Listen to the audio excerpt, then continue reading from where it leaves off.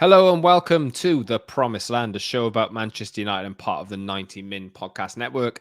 I'm Scott Saunders, joined as ever by Rob Blanchette. Manchester United's season in the Premier League is done and finished. Third place sealed with a 2-1 win over Fulham at Old Trafford on Sunday. One game left of the Premier League season. The FA Cup final against Manchester City next Saturday, so all eyes on that. I will be there to watch it up close. How exciting. Should we be Rob, is this week going to be about trying to, for fans anyway, trying to build some confidence and trying to convince themselves that United can actually do this? Because I know City are clear favourites. I think we shouldn't be delusional, but I think at the same time, we shouldn't also be negative.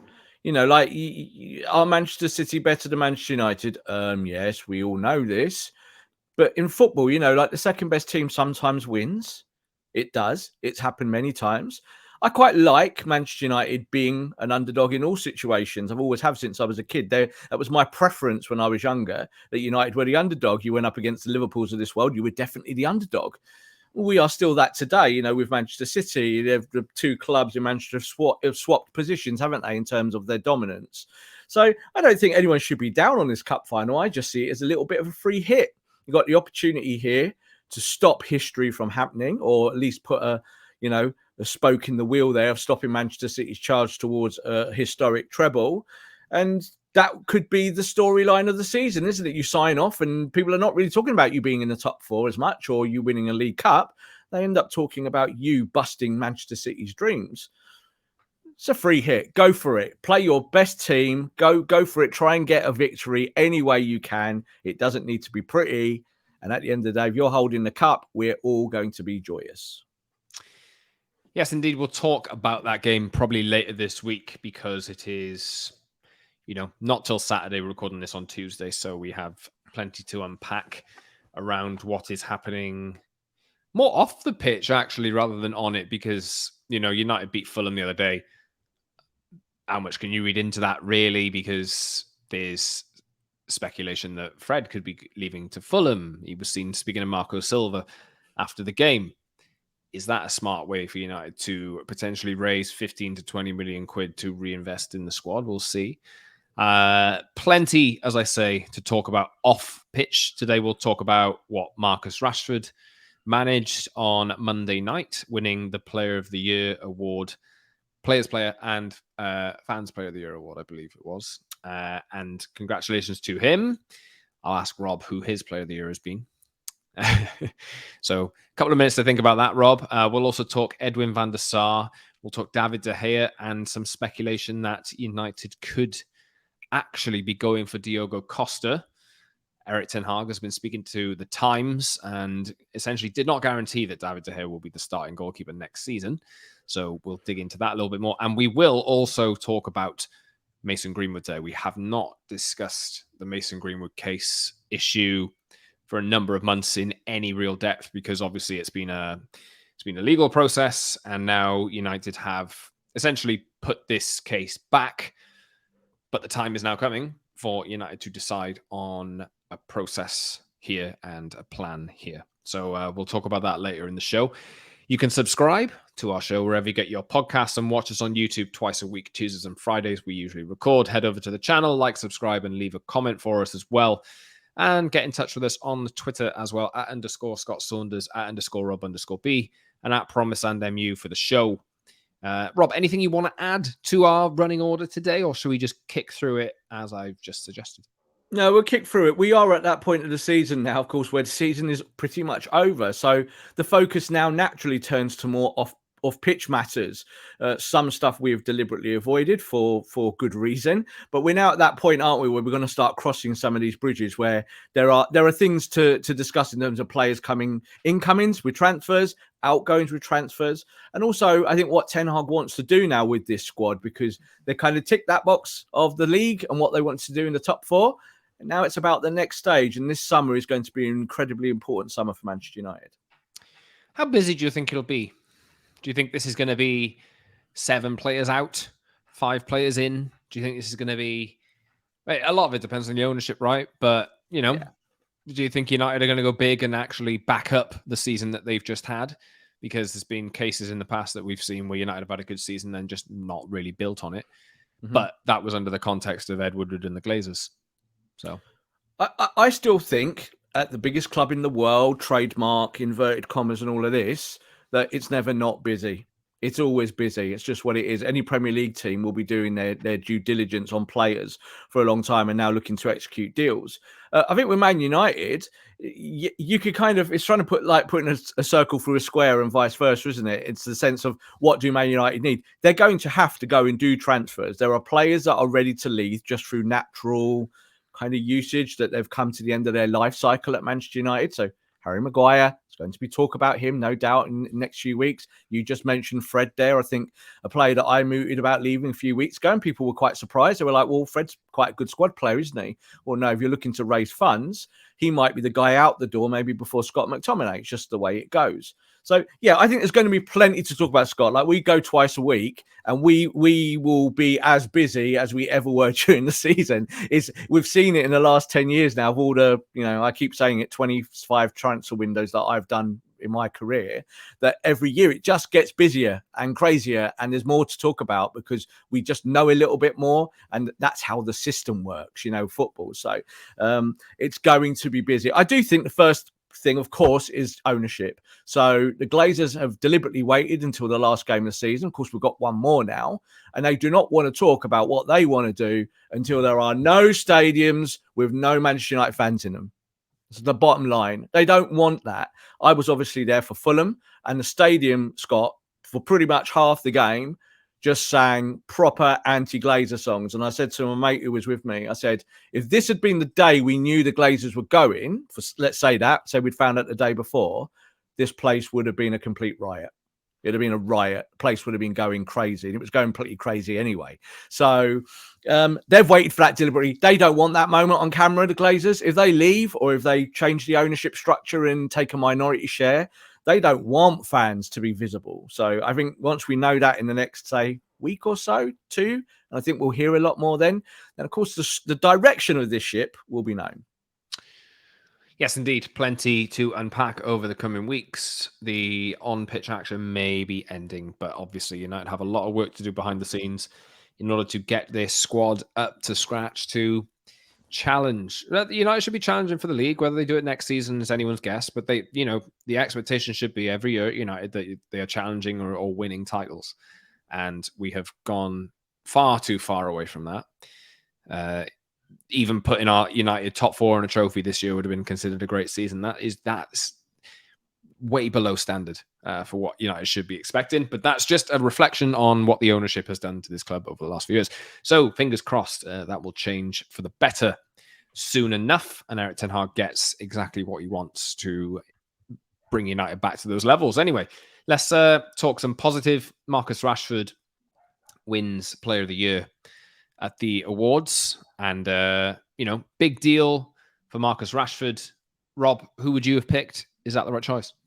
I would have picked Marcus Rashford. I can't even say it. I'd have picked Marcus because I think for the body of work of the 12 months for the season, he's the guy who's been the most consistent. I think had Martinez been in the team all the way through to the end of the campaign, I think United would have qualified for the Champions League earlier, Scott. I think you might have been saying, well, that guy who came into the team who was kind of derided by the press and other people for being 5'9", he's really kind of achieved this season. So he wasn't very far off. I don't think Casemiro was far off. I think Luke Shaw, once again, a once double winner of this award for Player of the Year at Manchester United, wasn't far off. And your favourite, I think David De Gea was somewhere in that conversation as well, because he got that little lovely golden glove. Did you see him getting presented to it by Ten Hag? And that was a really interesting moment because the stadium was really behind that, and he got an incredible reception at Old Trafford for winning the golden glove. So quite a few players this year, I think, in contention, where maybe in years gone past, we might have just said one or two.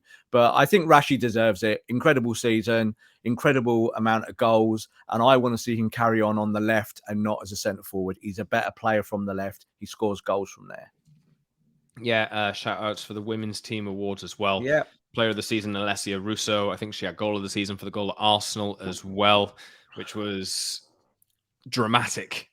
That was, Definitely. that game was memorable, absolutely memorable. Players player of the season, Hannah Blundell as well. So good stuff. Good night all round. Goal of the season on the men's side, Anthony versus Barcelona. I was there for that. It was lovely. It was a nice night where hope, there's a lot of hope in the air. A big result over Barcelona. The Jimmy Murphy Award, Kobe Manu, plenty of others given out on the night as well. So fantastic to see that the awards have been given out. But obviously, Marcus Rashford, I saw him speaking afterwards. He didn't really want to go too committed because he knows that he's still got a job to do at Wembley on Saturday. So congrats to everybody who won an award at the awards night. They will now look ahead to Saturday's game and let us know in the comments who you think should have had the Player of the Year award. I know that Rashford himself, I think, said he voted for Casemiro and you vote for two players, Casemiro and one other person. I can't remember who it was exactly, but Luke Shaw was in contention, Lisandro Martinez in contention, Casemiro in contention.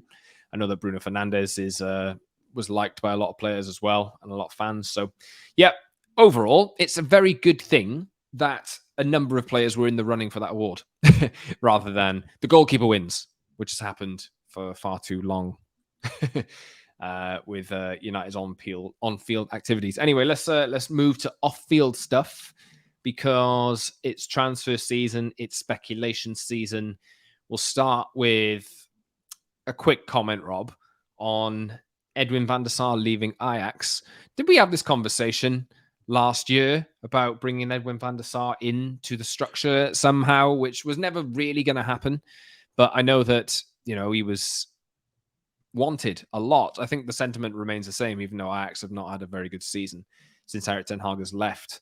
Obviously, lots of uncertainty with who is going to own the club, what the structure is going to be looking like, all this kind of thing. Is this a moving part that you could potentially see fitting into whatever structure is going to be after the ownership is decided? No, not really. So we did talk about it a year ago, and we did talk about it recently as well. We've always said this: Edwin van der Sar is not a director of football. Manchester United really need a director of football who's got that acumen, who's built that up. He was a CEO, and he was there to work around the financial structure of Ajax, and yes, lead the football club. And he has failed miserably in the last 12 months. So I don't see there being a kind of shift towards Manchester United. It might be something that a new owner would potentially look at. But again, what are you bringing him in for? Like, you want people with expertise and people who have succeeded, isn't it? Like, Chelsea are going and got Pochettino, a guy who just recently in his last job got sacked. So it's kind of one of these things, is that it doesn't mean the manager is bad or the person is bad. I just don't think that Edwin van der Sar, just because he once played for Manchester United and is a legend at the club, is the right fit. I don't think that's the right way of doing it. So unfortunate for Edwin, but, unfortunately his lasting memory at Ajax will be on the last day of the season, the whole stadium booing him quite loudly. So that's sad because I don't think he deserves that, but I also don't think he's made particularly great decisions in the last 12 months. Difficult for them because basically Man United raided Ajax last year. And they did do well in terms of the money that they took. Got quite a lot of money for it, Scott. They got raided, and then they spent quite a lot of money. So, this is the thing, isn't it? It's that, it might be boo-hoo, you lost this player. Oh, but we did give you 90 million for him, and he was not worth 90 million. So, I think Ajax did pretty well out of those transfers. Yeah, more off-field stuff, but this is going to... Let's talk David De Gea. We've mentioned him already. Now... Erik Ten Hag has done an interview with Henry Winter from the Times. It's pretty much gone round all social media circles. I'm sure that it was quite frustrating, actually, because I read the interview on the Times, and then, it's good to spread news and spread information, this kind of thing, but, it's behind a paywall, all this kind of thing. And it's, let's grab this little quote and tweet it, and then it gets thousands and thousands of retweets. And it's like, just go read the bloody article. Anyway, Henry Winter asked Erik Ten Hag about David De Gea, and I'm trying to dig up the actual quote here, but he essentially said that... I've got the quote here. You observe the biggest teams. You have to be capable of playing from the back and use your keeper as a +1 in your back line. Otherwise, it's very simple for opponents to put you under pressure. Mm-hmm. And he essentially also said that even though David De Gea might be signing a new contract, it doesn't necessarily mean that he's going to be guaranteed the number 1 spot next season, which suggests that United might actually go into the market for a goalkeeper. Now, can that work, that dynamic? Can that work if David De Gea is going to, whether he expects to be named number 1 the entire time? Didn't work out when they tried it with Dean Henderson, did it? So are you completely, absolutely certain, Rob, that this deal will get ratified and signed and confirmed? Sorry, go on. Because the longer it's being dragged out, the more I kind of think it might be ownership dependent and depends on which side it goes. Does whichever owner comes in, does that mean a difference to the budget? Does that mean then that there's more scope to go and buy a player that we'll talk about in a second? Or are we just waiting, do you think? Because it's not been announced yet. I don't think it's been signed off by the club yet, even though everything is essentially agreed with David De Gea. What do you think?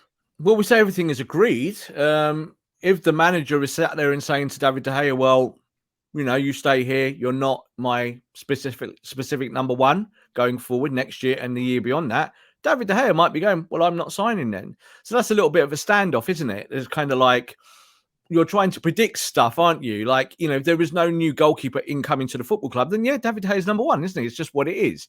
So I think that's been a big part of the conversation for a while. I also do think that Manchester United just wanted to see where the cards fell in terms of their seasons. They're in the Champions League next year. And we watch United every week. We talk tactically about it. And Ten Hag just mentioned it there about the goalkeeper and what you need from a goalkeeper. Finally, he's talking laterally, as opposed to maybe just what's happening in football matches. He's saying, yeah, you need a goalkeeper that can be an extra man at the back playing out from there. We all know David's not good at that. Every one of us, whether you love him or hate him. So that suggests that if Manchester United do go knocking on the door of a certain goalkeeper from Portugal, who is said to, by the local press there and everyone around the football club, saying that he's said, I've played my last game, I'm on my way to the Premier League. He said that. It sets it all up nicely, doesn't it?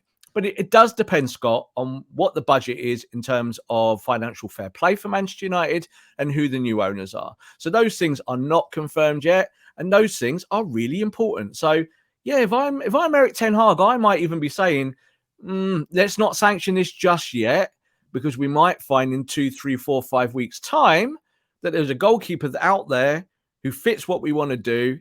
And David, big hug, no kind of stress. You did great for us. You got your golden glove. We'll let you go on a free. It's time to move on. We know that De Gea wants to stay. There's no doubt about that. De Gea wants to stay at the football club. I don't think he wants to stay to sit on the bench. So that guarantee shouldn't be given to De Gea. He should never be told he's an automatic number 1. You shouldn't tell that to anyone. When Henderson was at the club and playing, both of them were told that. They were like, you're going to have to fight this out. And De Gea won. There you go. So I don't think De Gea thinks it's a fair fight with this potential new goalkeeper from Portugal. Diogo Costa is coming to the Premier League, one of the best ball-playing goalkeepers that you can get. Shot stopper, 23 years old, 10 years in the making here for a new goalkeeper who could be amazing for you. I don't think De Gea is sticking around to see that. He knows he's going to be number 2. So I think that's maybe where you are. And that's probably why this contract has not been announced yet. I said it would probably be announced after whatever the final game is. So we've got a cup final to come. I think you might find a little bit more out after that, because if you found out before and De Gea is in goal for you at the cup final, people are going to be questioning stuff, aren't they? And saying, are you committed? Is he ready? Should he be this? Is his head elsewhere? Is he looking for a new deal? I think they're all just keeping it dampened, the flames down just for the time being. We at 90 Min, I wrote an article in March, 22nd of March. I'm just looking at it now, which went around the Diogo Costa situation. Basically, the situation is that Porto are in some financial difficulty, and this is essentially what this Ebola piece is saying, that he's played his last game for Porto. They're ready to sell him. There's lots of interest from Premier League clubs. Manchester United are named in that, and they're willing to pay his release clause, is what the article says. From what we understand, that might be a little bit of bargaining. I mean, I think they need to raise 50 million now, and the quickest way to do that is player sales, is what we wrote in March, obviously. So 75 million or 75 million euros or 65 million pounds for a player like this when the team is in financial difficulty. That's a lot. That's a lot. Yeah. United's position here is actually quite strong if they wanted to make this happen. But there's a lot of teams like Chelsea, like Tottenham, like I can't think of any more. But there's obviously going to be teams, big teams, who are going to want a goalkeeper, and there's two of them there. Now, United will have a chance because they're the only one of those three teams that can offer Champions League football. But if United are prepared to go in with a bid, it doesn't have to be the release clause. I'm sure if they play a little game with Porto and say, this is how we'll do it, maybe we could see him come in cheaper. And United also have the Dean Henderson card to play to replenish some cash back. Of course. And look, but I'm going to take it this other way, Scott. And the thing is, Man United spent 10 years playing games in the transfer market and lost every single year pretty much.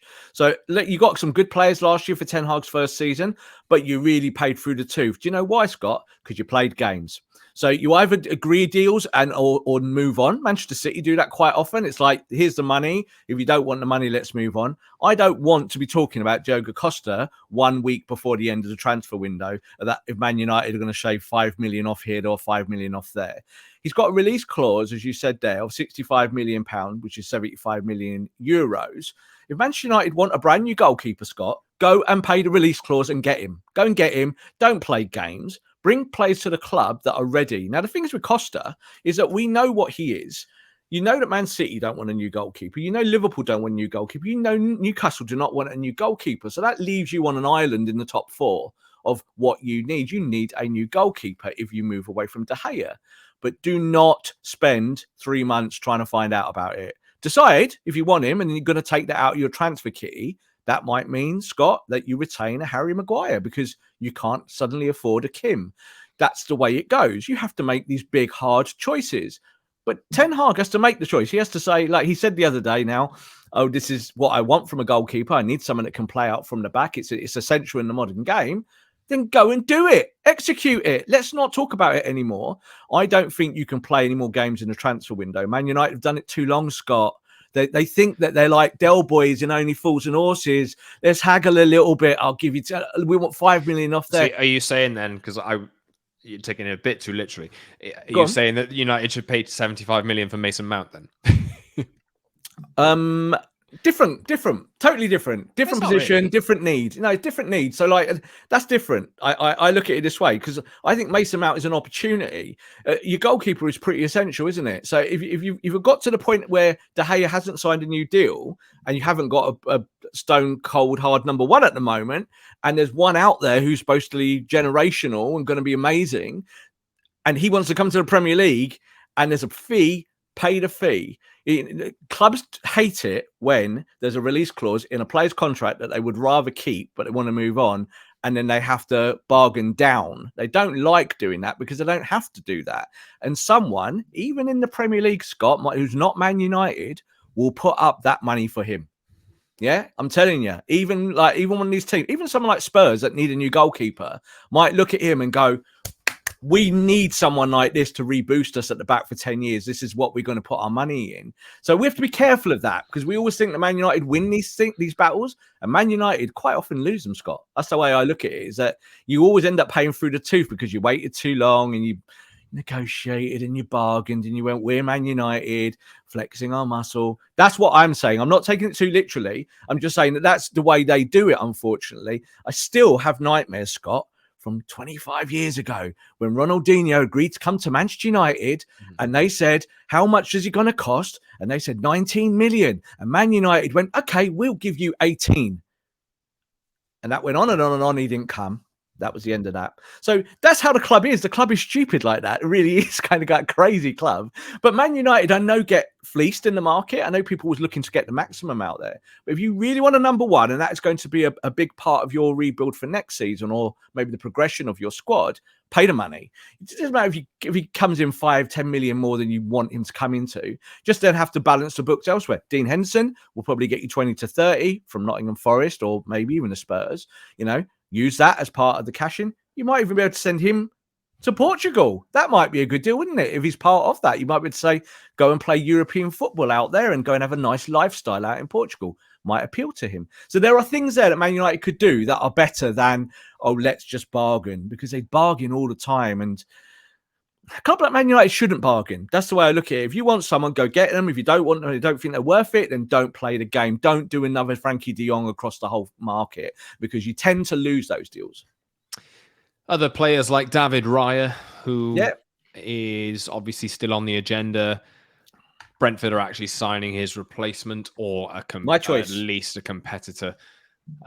He is obviously Premier League proven. He's been good for a couple of years in the Premier League. Brentford captain the other day as well. So, he's been brilliant this year.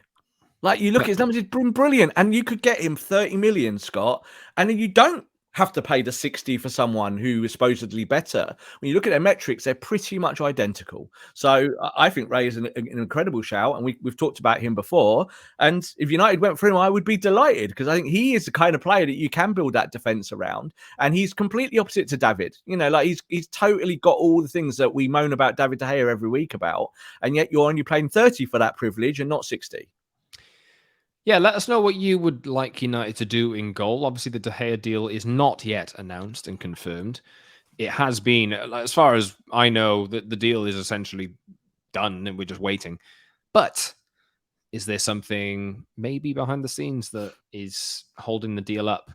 And obviously, with speculation that somebody like Diogo Costa will be on the market, then if United have the money, like Rob and I both did this show the other week, and I put the goalkeeper as a priority. I don't think you did so much, Rob.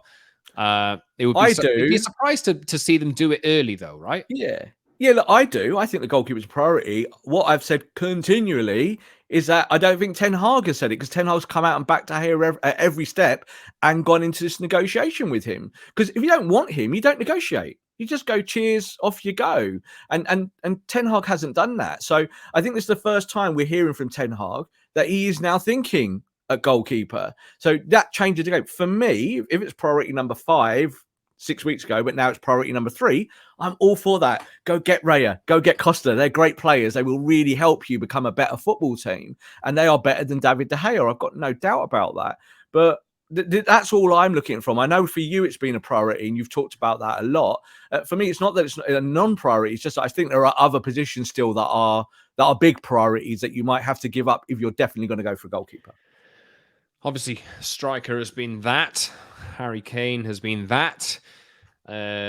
Talk of over the last few days of Karim Benzema potentially leaving Real Madrid, and some interest from Madrid, even though that we have heard that Harry Kane would prefer to stay in the Premier League. But if Real Madrid do come knocking, where Daniel Levy's going to prefer to sell to, and it's going to be really bloody hard to turn down a move to Real Madrid. But we'll see what happens there. But obviously, I've mentioned striker there. Rob and I have both discussed how many strikers United need. I think we both said that you need one who's proven, but it'd also be nice to have an understudy, whether that's Anthony Martial or somebody else. Martial historically doesn't do well when there's a first choice striker that he's working underneath, but he's had enough chances now. But that leads us on to Mason Greenwood, because there is, I think Erik Ten Hag in that same interview, that Times interview, he said the decision is not up to me over whether he comes back. Obviously, everyone who is listening or watching should know the background around what's happened with Mason Greenwood and why he has not been playing for Manchester United over the past 18 months. Is it? Has it been that long? I think it's been a long time. Year and a half. But now United have, I think the charges have been dropped essentially, and there is now a decision for the club to make over whether he is brought back. Now, Rob, how do you want to deal with this one? I think we'll try and look at it as broad as palette as possible, and try and take it from the business side and the football side, and then kind of look at some of the moralistic side of it as well. So there's no doubt that with Mason Greenwood, we didn't want to talk about a lot of it while it was an active case. We didn't think that was wise. There was evidence coming and going and one thing or another. And we do know that the Manchester United fan base, that there is very pronounced sections that want him back and very pronounced sections that want nothing to do with him. And They both have their cases against each other. Do you know what I mean? So that's where it kind of gets a little bit dirty. You know, this becomes a difficult situation in those terms. But Manchester United need to look at this now as an employment case, because that's what it really is. Is that the kind of criminal definition of doubt is not the same as employment law. You can sack someone from their job for something a lot less than something that's been prosecuted in a court of law. Completely different. Man United need to make that choice, because Mason Greenwood, obviously this, horrible set of circumstances from 18 months ago, was going to be your guy. He was going to be your striker. He was the future of the football club. And Manchester United need to decide whether they want to align themselves with this guy who's not kicked a ball for 18 months and his whole career might be shot to pieces, Scott, like in terms of either mental health or physically. We just don't know. We just don't know a lot about Mason Greenwood as it stands. But it's up to the manager now. Like he says, I don't have to, it's not my choice. That's technically correct. But he will be the guiding light on this for Manchester United. I do believe that. And I think if the manager says, I want to give Mason Greenwood a second chance at life and a second chance at playing football, I think Manchester United might go with it. But I do think that Manchester United also will look at it from the employment stand case of the moralistic side of this. And Manchester United might just go, let's wash our hands of this, because this is not something we want to do. We don't want to go down this route. It's not good for our brand. And unfortunately, Scott, that's what clubs look at. It's about brand values. And they might look at Mason Greenwood as a risk. So they might go, we're not doing this anymore. We're going to find a buyer for him and sell him. So I think it's interesting now that the manager's, he's asked a question, he's brought it up, and he kind of worded it in a way of, Mason Greenwood scores goals, but it's not up to me. But if he didn't want him, he wouldn't be saying that first bit. That's the way I look at it. He's not going to be talking about his goal record and know exactly his pronounced goal record. We do also know that the manager has spoken to Greenwood. So this is, again, not a situation where the manager is on the complete outside here. I'm sure he'll claim that. But he's on the inside, and Greenwood has been part of conversations for a while. We believe Mason Greenwood wants to stay at Manchester United. That would be his preference. But he's also waiting to hear what Manchester United want to do with him. So would we see him on the pre-season tour? Potentially. But this really comes down to United now maybe having a gauge of the fan base and deciding which half of those two bits, the ones that want Greenwood back and the ones that don't, which half they really go with, which half means more to them. It's kind of a little Brexit thing, isn't it? It's difficult. So I don't know yet, Scott. I don't know how United will do that. I do know that Ten Hag wants a forward and a striker. That's what he is. So, would it be a more difficult decision if he was a central midfielder or someone from the fringe of the squad? I don't know. Shouldn't be, should it? It should be more about what you feel about the boy. I get the feeling he's coming back. That's the way I look at it at the moment. Man United, I think their quietness about it and the hush-hush will mean that as soon as you get closer to pre-season, they can then execute whatever their strategy is to reintegrate. Because otherwise, there'd be a lot more at the moment about selling. They would be around Europe knocking on doors about where can he go next. But there's a lot of hard opinion out there on this, Scott. There's a lot of people, a lot of United fans that have said if he's in a red shirt come the new season, there will be protests. So Manchester United will have to look at that. And a new owner, it's a big first decision, isn't it? Like if you're the brand new owner of the football club, this is a big, big call, because if you go with it, the fan base don't like it, you're immediately on the wrong side of them. So there's politics at play here. And of course, you narrow it down to people's lives as well. His life, his girlfriend's life. We know what they're doing away from the football pitch now and what they've decided to do. And I think some of that will come into play as well when it comes down to this employment case.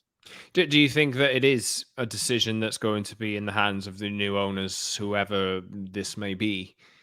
Because obviously it all seems to be aligning to the same point where the season finishes, and there's a lot of decisions which do need to be made around everything that we've discussed today. Even, there are things happening. United might know that they want to sign certain players, but nothing's really going to get signed off, to be honest, until we know what's happening from the very top. So it may be a case of wait for the ownership to change, and then that's the decision they have to make.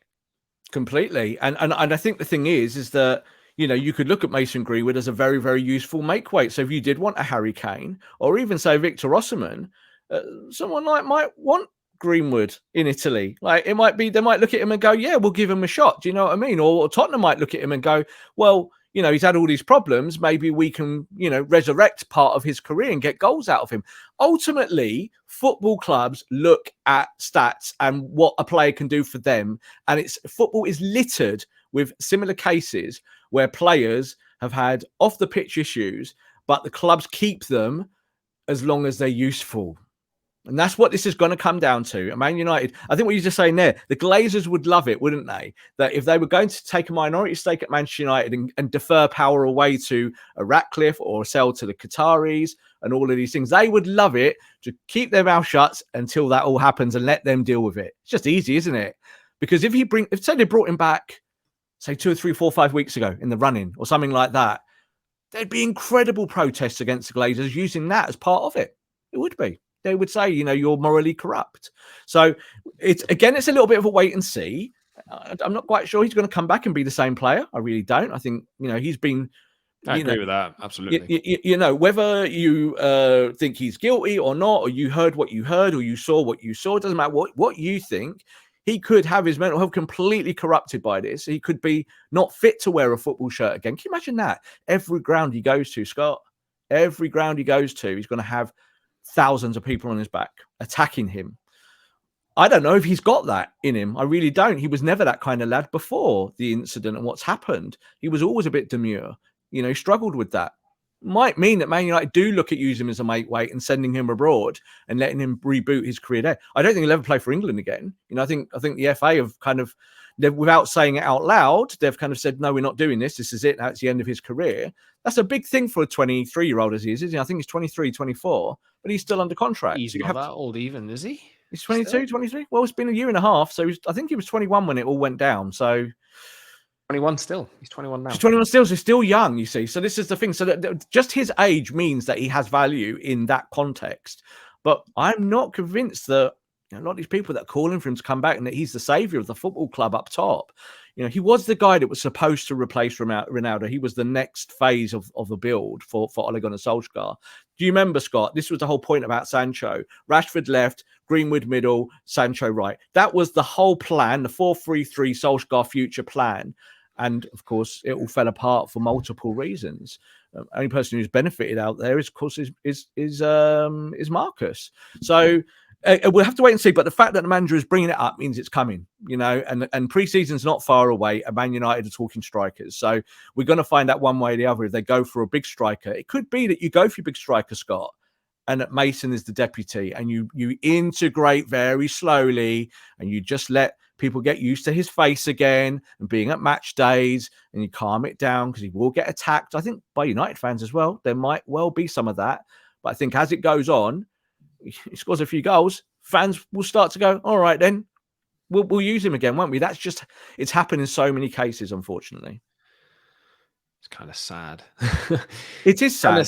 Sad that that's the way it's going. But it's not just football. Like, this is a thing in sport. Like, we see this in sport a lot, and we see guys with in questionable records, people who have broken the law, people who have got incredibly dirty reputations, and they carry on playing because they have value to a sports organisation. Man United are no different at the end of the day. Man United fans are no different to fans of other football clubs. It runs through the game. And ultimately, goal scorers are there to score goals. And if he does that next year for Man United, I don't know. Ten Hag will be too upset about it. I think he'll be like, oh, we've scored 20 more goals this season. Oh, we won the title. Oh, it worked. This is how it goes. It is sad, but unfortunately, it's also the damn truth. We await. I don't anticipate that we'll get any decision on what is going to happen there for a few weeks yet, but obviously it is coming back on the agenda. A decision does have to be made because obviously we know that United have squad building ideas that they have to do, and like regardless of what has happened, that is, and to put it in the most hollow terms possible, that is an asset that they have, and that is how businesses are going to look at this. Unfortunately, that's exactly how it is. And the thing is, I predict it will be 2 or 3 weeks before pre-season kicks off, because that gives Man United time to look at the market, assess the market, talk to potential buyers for him, and decide where his best use is. And do you know what, Scott? If you can get Anthony Martial's wage off the bill, because it's a big wage, isn't it? And he's injured all the time. And as you just highlighted, and you're totally correct, he's not great as a number 2 off the bench. He doesn't like the fact that he's not the starter or the preferred option. I think Greenwood would be all right with it. Young enough, and he knows it. He's just got to be something completely different now. He's got to get back to his football if he's allowed to do that. A lot of United fans have said he should not be allowed to kick a ball ever again anywhere on the planet. Unfortunately, that's not real. He wasn't convicted. So he is going to play football somewhere. Absolutely. Next year, Mason Greenwood is going to be kicking a football in a major league. I guarantee you that 100%. You're just deciding whether it's at Manchester United or not. There's been interest from the likes of Serie A. There's a lot of clubs in Serie A. I believe some Turkish clubs have inquired about taking him potentially on loan as well. Yeah. So, yeah, there's decisions to be made there. A difficult situation for Manchester United too. And it's going to be one of, several decisions they have to make over the course of the summer. They have one game left to go.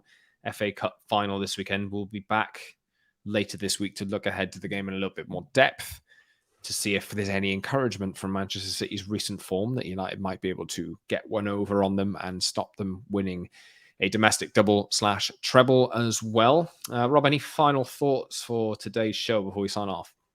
No, it's quite a nice week, I was about to say, in terms of the run into the cup final.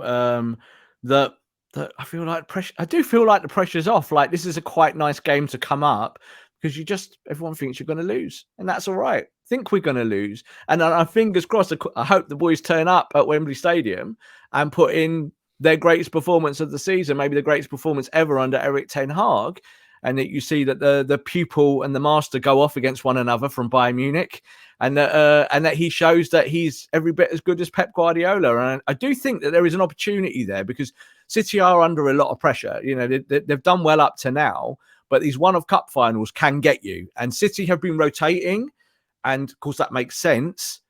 It doesn't always help. Sometimes taking someone out of the team for 2 or 3 weeks, a la a Grealish or someone like that, can actually impact their form massively for these one-off games. So fingers crossed. Looking forward to the cup final, and let's hope we really, really are celebrating something very unique at the end of that football match.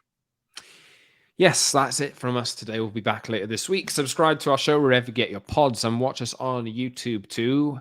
Tuesdays and Fridays we run. Usually head over to the channel, like, subscribe, leave a comment for us, leave a 5-star review on any of those audio platforms, leave a comment for us about anything we've discussed on today's show as well, and get us on Twitter as well, @_Scott Saunders, @_Rob_B, and @PromiseLandMU for the show. That is it from us. This has been the Promised Land, a Manchester United podcast.